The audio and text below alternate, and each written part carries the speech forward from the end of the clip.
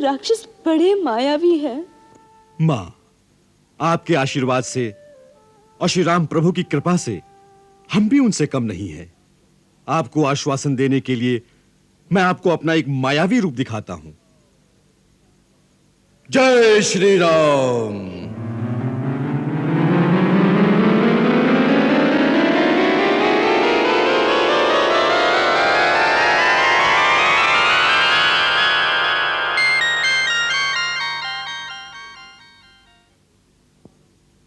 देखो माता, महाराज सुग्रीव की सेना में तो मुझसे भी अधिक बलशाली योद्धा हैं।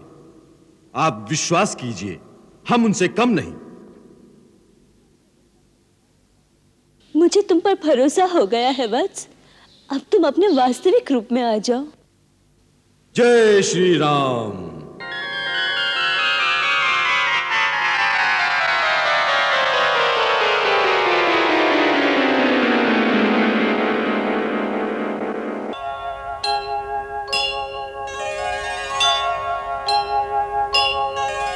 पहुँचे श्री हनुमान अब लक्ष्य सिद्धि की ओर।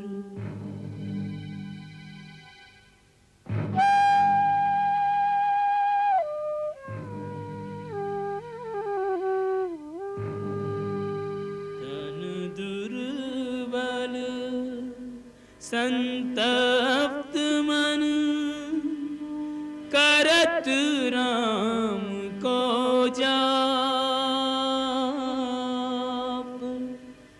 धर्मशील गुण खान सिय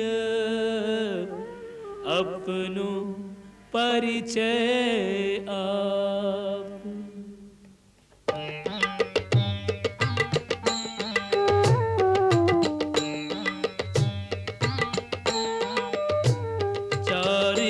में चूड़ामणि तनशील भूषण सोहते।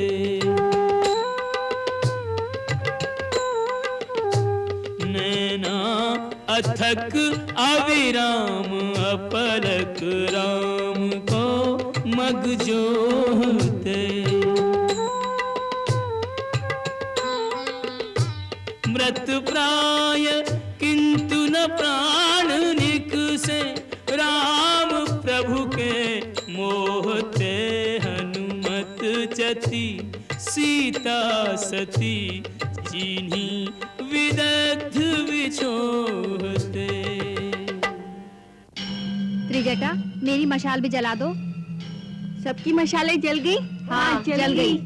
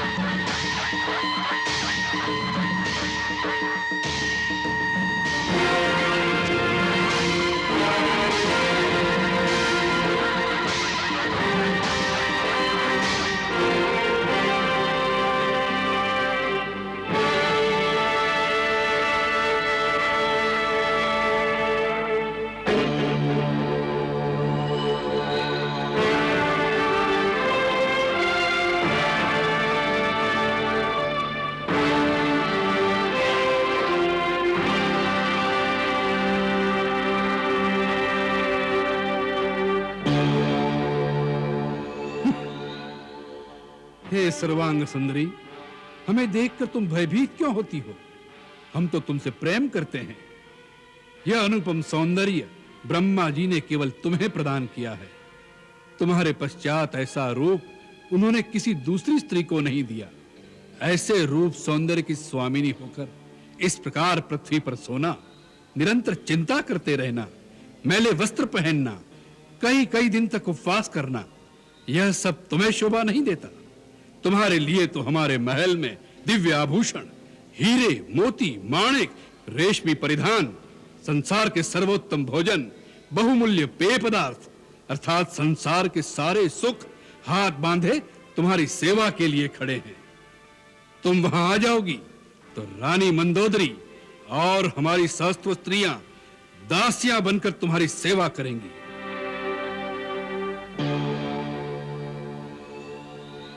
तीनों लोकों में ऐसा सुख किसी स्त्री के भाग्य में नहीं होगा।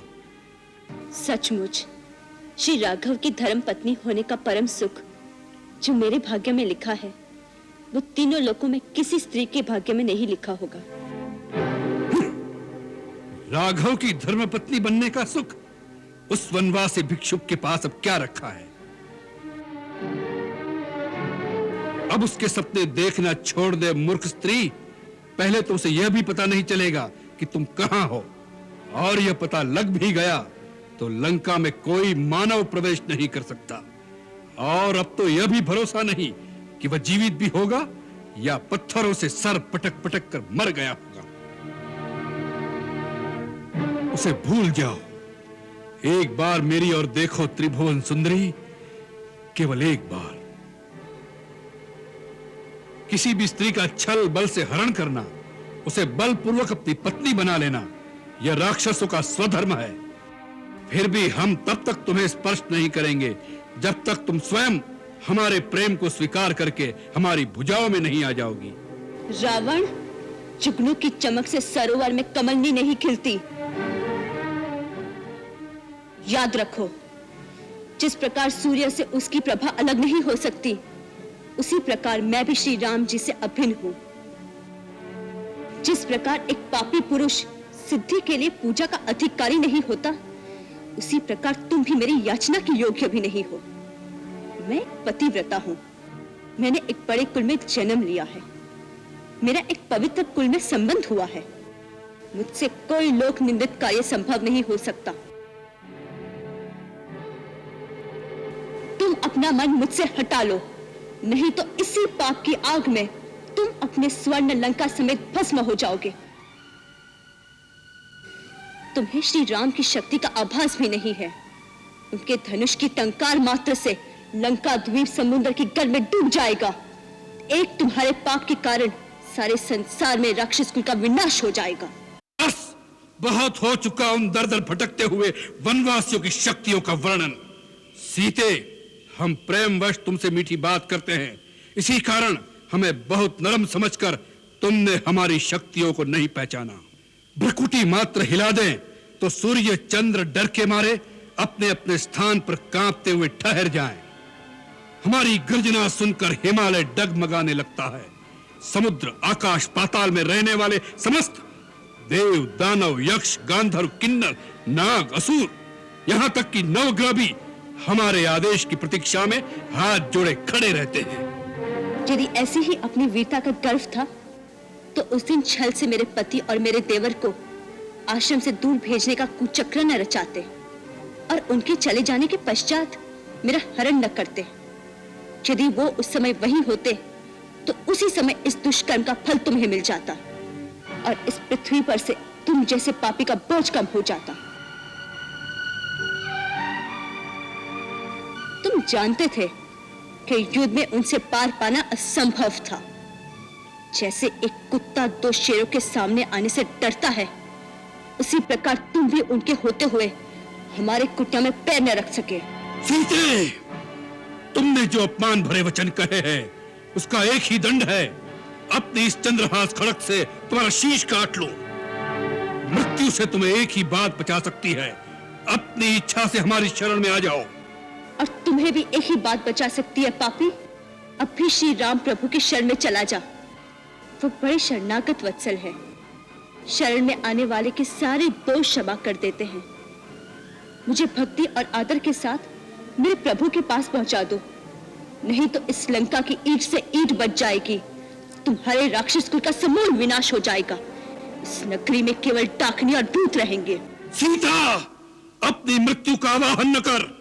यदि मुझे मृत्यु आ जाए तो मेरे सारे दुख छूट जाए। हे चंद्रहास खड़क, यदि तुम भगवान शिव का वरदान हो तो तुम्हें उन्हीं भगवान की सौगंध है कि इस पापे से मेरी रक्षा करो, मेरा शीश काटकर मेरा पतिव्रत धर्म बचाओ, जिससे भगवान शंकर को भी पता चले कि ऐसे किसी कुपात्र शुआन की भांति कामी और पापी पुरुष को शक्तियां देने का परिणाम क्या होता है। अच्छी बात है, तो लो। नाथ, आप जैसे महान योद्धा, तीनों लोकों के स्वामी और ऐसे शक्तिमान राजा का एक निस्सहाय और अबला स्त्री पर अस्त्र उठाना शोभा नहीं देता। आप तो समस्त वेदों के ज्ञाता और परम ज्ञानी हैं। आप जानते हैं कि नीति भी स्त्री हत्या को अधर्म मानती है। यदि इसने किसी आवेश में आकर आपसे कुछ अपशब्द कहे हैं तो आप उसे क्षमा कर दीजिए, क्योंकि इसी में आपका गौरव है। और फिर इस समय वो आपकी अतिथि हैं। उस रीति से भी आपको उसे इतना कठोर दंड नहीं देना चाहिए। अच्छी बात है, हम तुम्हें 2 मास की अवधि देते हैं। याद रखो, यह 2 मास के अंदर तुमने मुझे अपना पति स्वीकार नहीं किया तो हमारे राक्षस तुम्हारे शरीर के टुकड़े टुकड़े कर डालेंगे। तुम सब मिलकर ऐसा उपाय करो, सीता शीघ्र ही हमारे वश में आ जाए। प्रतिकूल अथवा अनुकूल व्यवहार से साम दाम दंड भेद सभी नीतियों का प्रयोग करके सीता को रास्ते पर लाओ, अन्यथा तुम सबका जीवन समाप्त कर देंगे।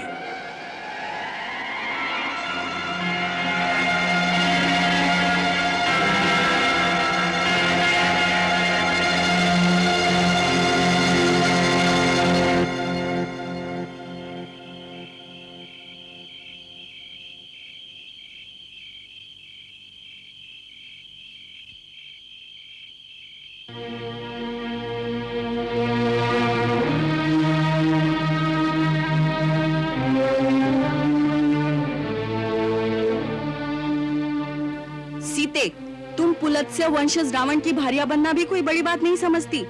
पुलत्स्य जी 6 प्रजापतियों में चौथे हैं, ब्रह्मा जी के मानस पुत्र हैं। पुलत्स्य के मानस पुत्र महर्षि विश्रवा वो भी प्रजापतियों के समान हैं। महाराज रावण उन्हीं के पुत्र हैं। तुम्हें राक्षस राज रावण की भार्या बन जाना चाहिए। जिन्होंने अपने पराक्रम से नाग गंधर्व दानवों को संग्राम में बार बार नीचा दिखाया, उनके अनुनय पर तुम उनकी भार्या बनना नहीं चाहती। विशालाक्षी, जिनका भय मानकर सूर्य तपना छोड़ देता है, वायु बंद हो जाती है, वृक्ष फूल बरसाने लगते हैं, पर्वतों से जल चूने लगता है, मेघ जिनकी इच्छा पर ही जल बरसाते हैं, उन राज राजेश्वर की भार्या बनने का विचार क्यों नहीं करती? मेरी बात मान लो, नहीं तो तुम जीवित नहीं रह सकोगी। तुम सब मिलकर लोक विरुद्ध बातें कर रहे हो, ये मेरे हृदय में तनिक नहीं ठहरता। तुम सब मिलकर मुझे खा जाओ, फिर भी मैं तुम्हारी बातों में नहीं आऊंगी। जो मेरे पति है वो दीन है अथवा राज्यहीन है, वो मेरे लिए पूजनीय है। मेरा अनुराग सदा उन्हीं के साथ रहेगा।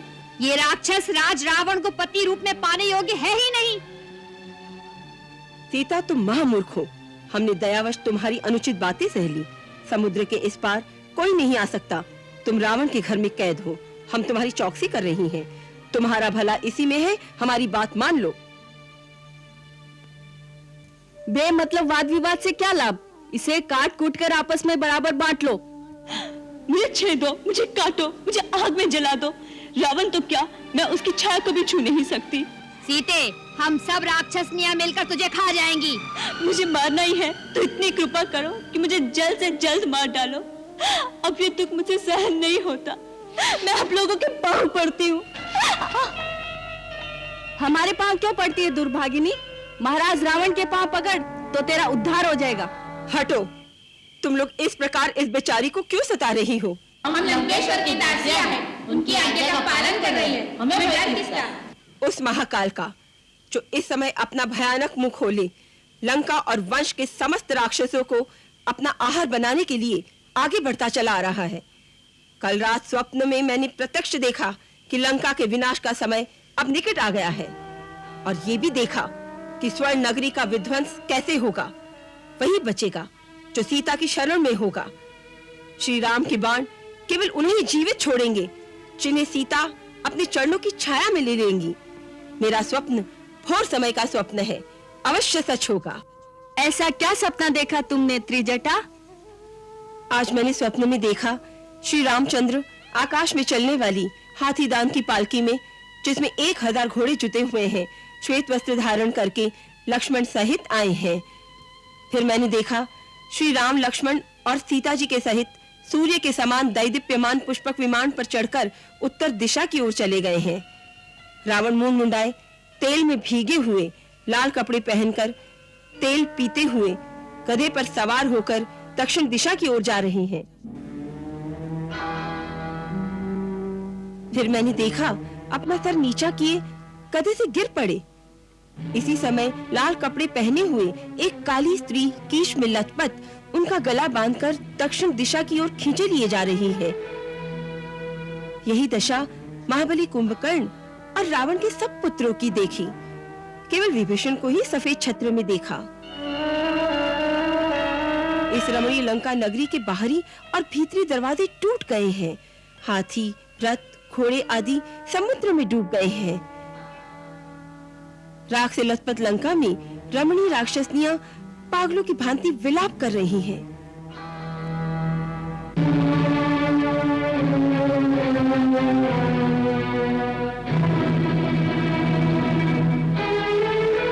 हे सीता, यदि ये सपना सच है तो हमें क्षमा करना रानी। हमारा दोष नहीं, हम तो अपने स्वामी की आज्ञा का पालन कर रही हैं। हम पर क्रोध न करना देवी। नहीं, मुझे आप पर क्रोध नहीं आता। तुम सब अब जाओ, इसे सताना छोड़ दो। अच्छा।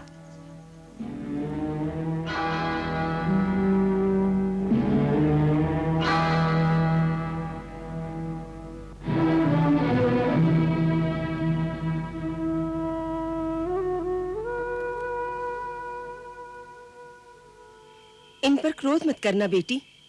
मुझे किसी पर क्रोध नहीं आता, केवल अपने आप पर आता है कि ऐसी अवस्था में पहुंचकर भी मेरे प्राण क्यों नहीं छूटते। अवश्य मुझ में कोई खोट होगा, जो पति से विहीन होकर भी मैं जीवित हूं। हे मृत्यु की देवी, हम सब तेरे बालक हैं। हम सबको एक न एक दिन तू अपनी गोद में बिठाती है। हे माता, मुझ पर उपकार कर, मुझे आज ही अपनी गोद में ले ले। मेरा जीना असहाय हो गया है, मुझे संताप से मुक्ति दिला दे। विपत्ति के समय मृत्यु को नहीं बुलाना चाहिए, ये भीरू लोगों का काम है। मृत्यु तो माँ होती है, उसकी गोद में अवश्य शांति मिलेगी। मृत्यु से शांति नहीं मिलती पुत्री, मन की तड़प तो साथ ही जाएगी, फिर शांति कहाँ? अगर सच्ची शांति चाहती हो तो भगवान शंकर की शरण में जाओ, उनसे प्रार्थना करो। वो दुख नहीं मिटाएंगे, दुख के कारण को ही मिटा देंगे। जिससे दुख ही उत्पन्न न हो, भोलेनाथ से प्रार्थना करो, स्वयं तुम्हारे राम यहाँ आ जाएंगे। कैसे आएंगे वो माता? कौन उन्हें बताएगा कि मैं कहाँ हूँ? मुझे निश्चय है कि यदि उन्हें पता चल गया होता कि मैं यहाँ हूँ, तो अब तक तो लंका की ईंट से ईंट बजा देते। उनके पराक्रम के सामने तीनों लोगों में कोई नहीं ठहरता। लेकिन उन्हें कौन बताएगा? मुझे कोई ऐसा दिखाई नहीं देता जो मेरे रघुवीर तक इतनी सूचना पहुंचा दे कि उनकी वैदेही उनके श्री चरणों से दूर राक्षसों के द्वीप में पड़ी बिलख रही है, जैसे निराशा की आंधियों के बीच आशा का दीप टिमटिमा रहा हो, जो कभी भी बुझ जाएगा।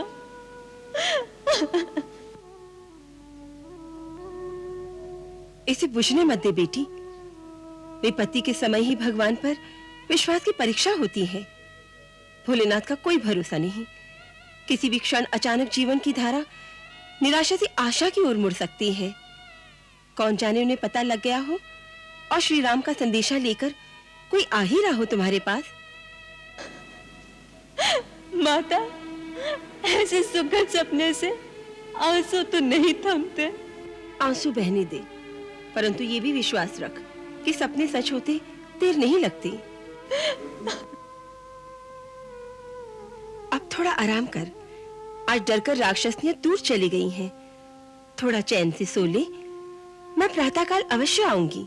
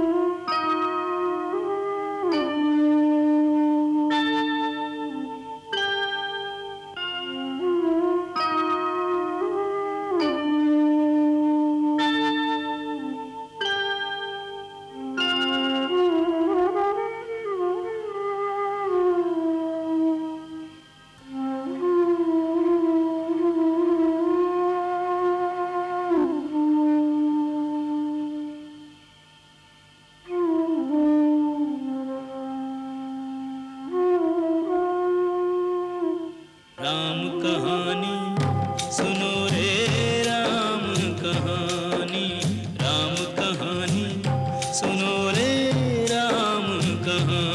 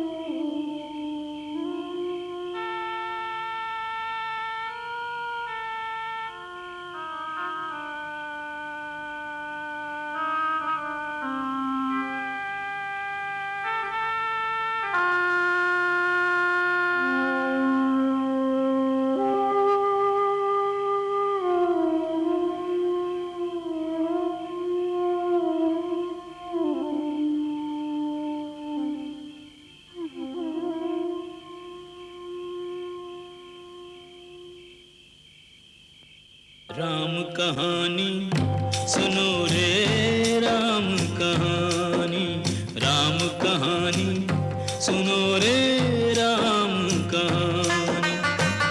कहत सुनत आवे,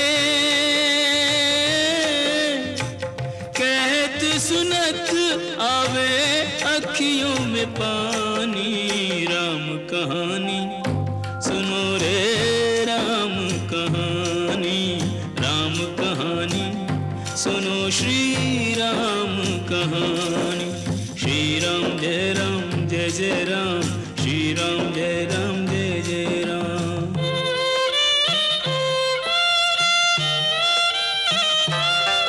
दशरथ के राज दुलारे, कौशल्या की आंख के तारे। दशरथ के राज दुलारे, कौशल्या की आंख के तारे। वे सूर्य वंश के सूरज, वे रघुकुल के उजियारे। राजीव नयन बोले, राजीव नयन बोले, मधु भरी बानी। राम कहानी सुनो श्री राम कहानी, राम कहानी सुनो रे, राम कहानी।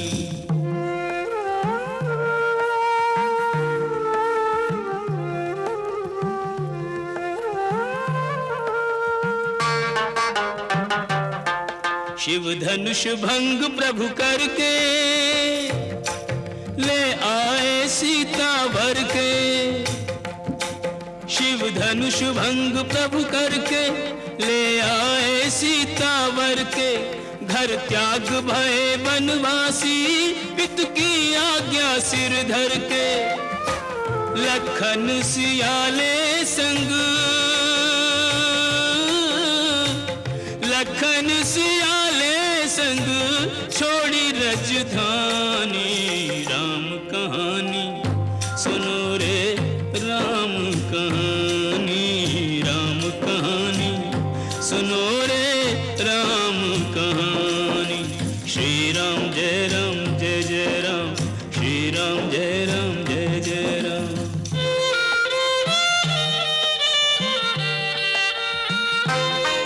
खल भेष भिक्षु का धर के,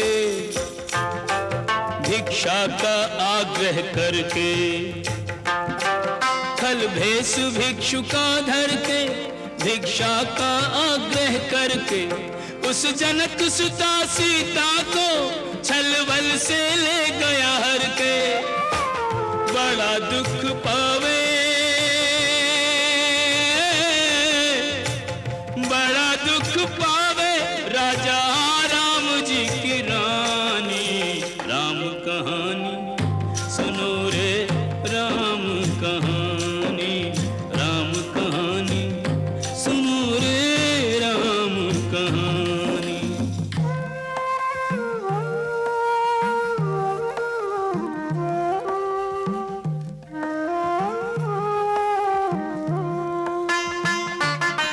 श्री राम ने मोह बैठायो, मैं राम दूत बनायो। श्री राम ने मोह बैठायो, मैं राम दूत बनायो। सीता माँ की सेवा में रघुवर को संदेशा लायो और संग लायो, और संग लायो प्रभु मुद्रिका निशानी।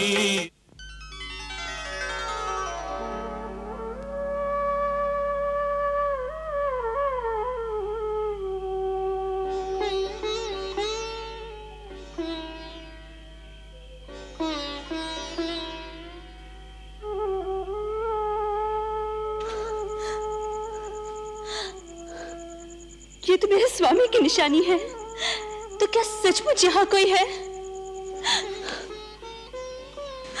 भाई, जो मेरे प्रभु की कथा मुझे सुना रहे थे, वो मेरे सामने प्रकट क्यों नहीं होते?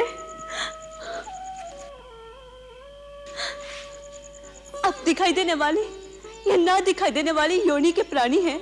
अब कोई देवता है या मानव, जो भी मेरे स्वामी का संदेशा लेकर आए हैं, वो कृपा करके मुझे दर्शन दे।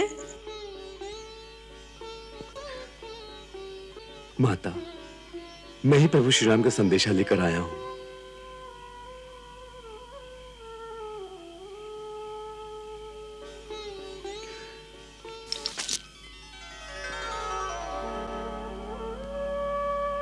माता, मेरा प्रणाम स्वीकार करें। मैं पवन पुत्र हनुमान श्री राम प्रभु का एक सेवक हूं। मैं समझी थी मेरे स्वामी का कोई दूत आया है, परंतु तुम मायावी लोग झूठे झूठे रूप बनाकर मुझे धोखा दे रहे हो। मुझ पर दया करो, मुझे अकेले छोड़ दो, मुझे और मत सताओ। माता, शंका न करो, मैं सचमुच श्री राम का दूत हूं। मेरा ये सचमुच का रूप है। मैं वानर हूं। अपना पुत्र जानकर मुझ पर विश्वास करो मां। ये मुद्रिका जो प्रभु ने निशानी के लिए भेजी है, इसे देखो। ये माया की बनी हुई नहीं है, ये वही है जो गंगा किनारे केवट को देने के लिए आपने श्री राम प्रभु को अपने हाथों से दी थी।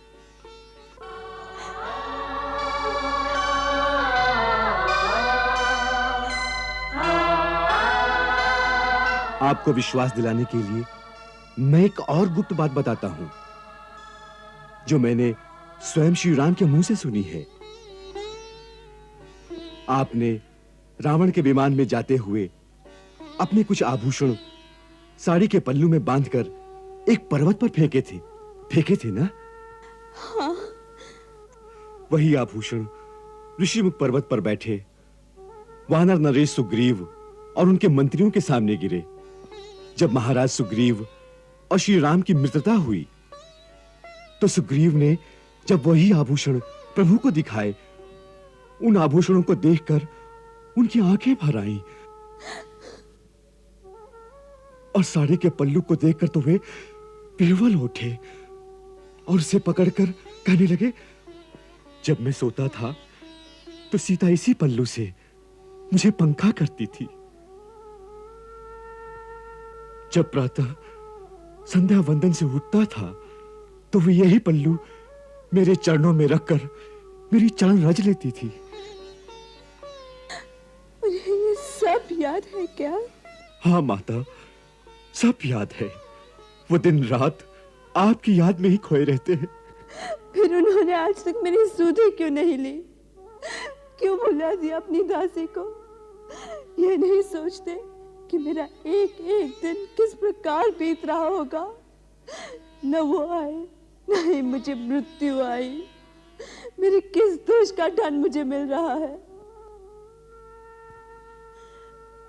उस दिन लक्ष्मण की बात तो मानकर मैंने उसे जो अपशब्द कहे थे, क्या उसी कारण उन्होंने मेरा त्याग कर दिया है? तात, उनसे कहो कि मैं लक्ष्मण से भी क्षमा मांगती हूँ। मैं उनसे भी क्षमा मांगती हूँ। वो तो सब पर दया करते हैं, तो मेरी भूल क्यों क्षमा नहीं करते? मेरी भूल क्यों क्षमा नहीं करते? भैंस नरक से उद्धार क्यों नहीं करते? माता, माता, यदि उन्हें पता होता कि आप यहाँ हैं, तो आज तक उन्होंने इस नरक को विध्वंस कर दिया होता और आपको मुक्त कराकर ले गए होते। परंतु वे तो आपकी खोज में वन वन भटकते हुए वानर देश किष्किंधा तक पहुंचे। जब उनकी मित्रता महाराज सुग्रीव से हुई तो उनकी सहायता से आपकी खोज आरंभ हुई। इस समय सहस्त्रों वानर पूर्व पश्चिम उत्तर दक्षिण चारों दिशाओं में आपकी खोज कर रहे हैं। यह तो मेरा सौभाग्य है कि सर्वप्रथम आपके दर्शन मुझे हुए हैं। माता, रघुवीर को जब पता चलेगा कि आप सकुशल लंकापुरी में हैं, तो निश्चय कीजिए उन्हें यहां आने में तनिक भी देर नहीं लगेगी। अब कोई भी बाधा उनका रास्ता नहीं रोक सकेगी।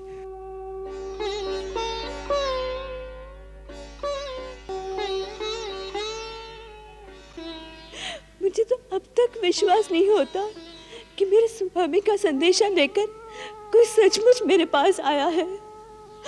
मुझे भय लग रहा है कि कहीं मेरी नींद खुल जाए और मुझे पता चलेगा कि मैं एक स्वप्न देख रही थी। हे कपिश्रेष्ठ, क्या तुम सच कह रहे हो? क्या मेरे स्वामी भी मुझे उतना ही याद करते हैं जितना कि मैं उन्हें करती हूँ? मुझे क्षमा करना माता, प्रभु राम का प्रेम आपसे कहीं अधिक है, पर उसे कोई देख नहीं सकता।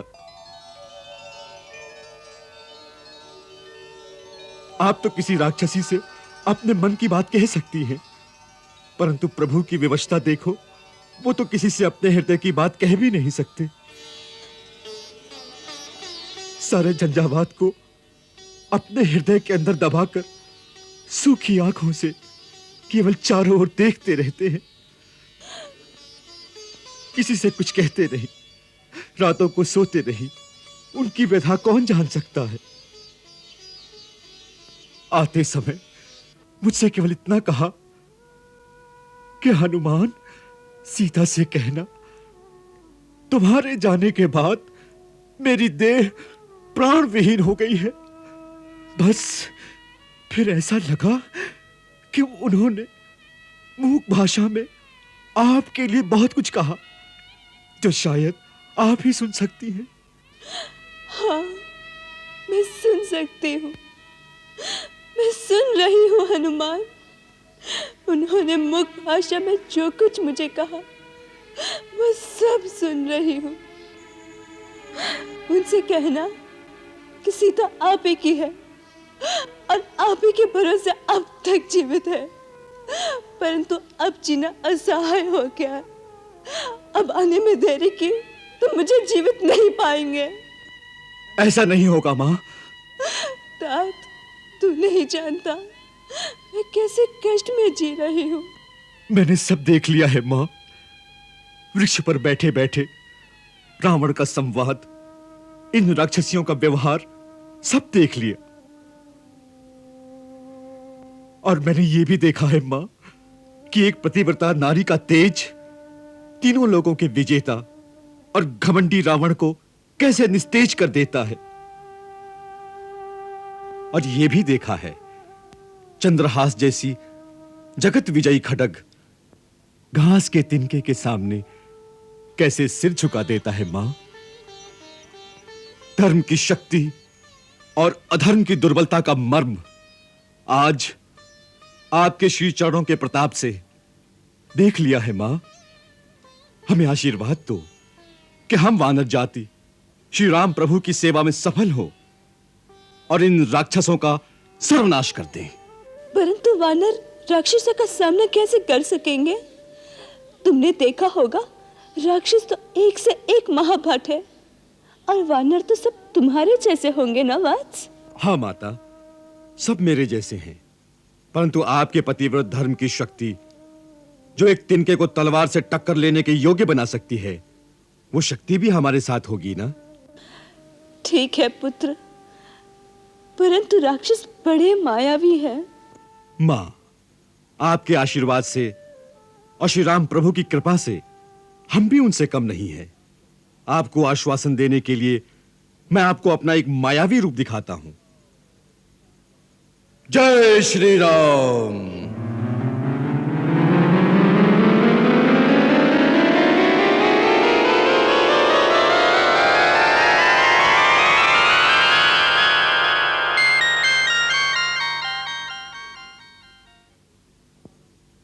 देखो माता, महाराज सुग्रीव की सेना में तो मुझसे भी अधिक बलशाली योद्धा हैं।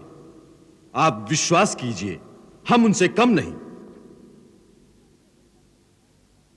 मुझे तुम पर भरोसा हो गया है वत्स, अब तुम अपने वास्तविक रूप में आ जाओ। जय श्री राम।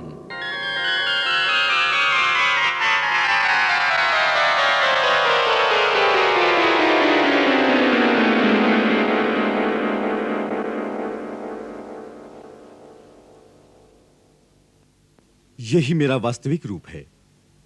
वो लघु रूप तो मैंने वाटिका में प्रवेश के लिए धरा था।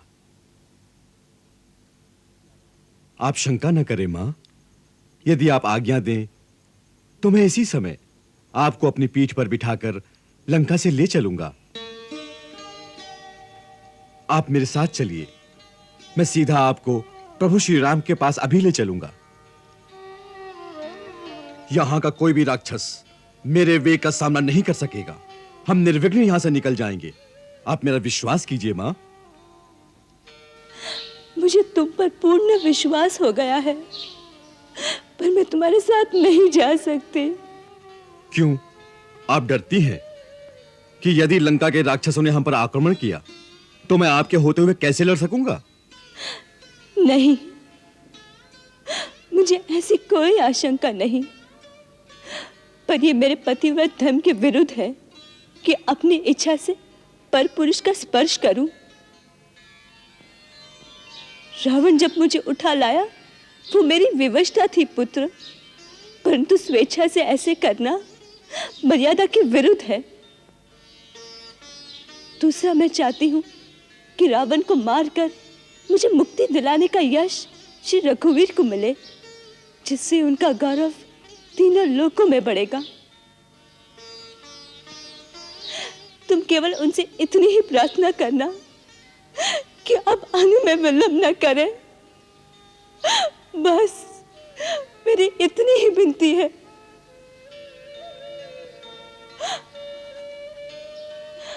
अब तुम जाओ, कोई पहरेदार आ जाएगा। तो आने दो, मैं उनसे नहीं डरता। नहीं, उनसे लड़ने में अगर तुम्हें कुक शक्ति पहुंची तो समुद्र लांघना कठिन हो सकता है। अब तुम अपने स्वामी के पास जाओ। माता, मैं उनका गुप्त दूत हूं। मेरा यह भी कर्तव्य है कि जाने से पहले शत्रु के बलाबल की थाह ले लूं, अनुमान कर लूं कि उनकी शक्ति कितनी है, उनकी दुर्बलता कहां है,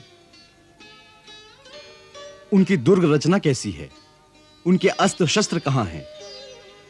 यह ज्ञान युद्ध के समय बहुत काम आएगा।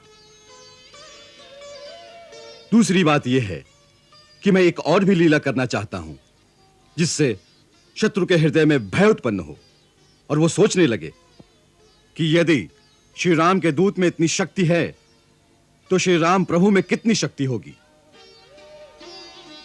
इससे शत्रु का साहस टूटता है और भय युद्ध में उसे निर्बल कर देता है। मेरी चिंता न करो मां, मुझे आज्ञा दें कि जाने से पहले मैं कुछ कौतुक कर जाऊं। अच्छा वत्स, श्री रघुवीर का नाम स्मरण करके अपना कर्तव्य पूरा करो। मां, मुझे भूख भी लगी है। उस वाटिका में सुंदर सुंदर फल हैं, यहीं से आरंभ करता हूं। पहले फल खाऊंगा, फिर वाटिका का विध्वंस करूंगा। कोलाहल सुनकर चिंता ना करना। जाने से पहले एक बार आपकी चरण रज लेने आऊंगा। अच्छा।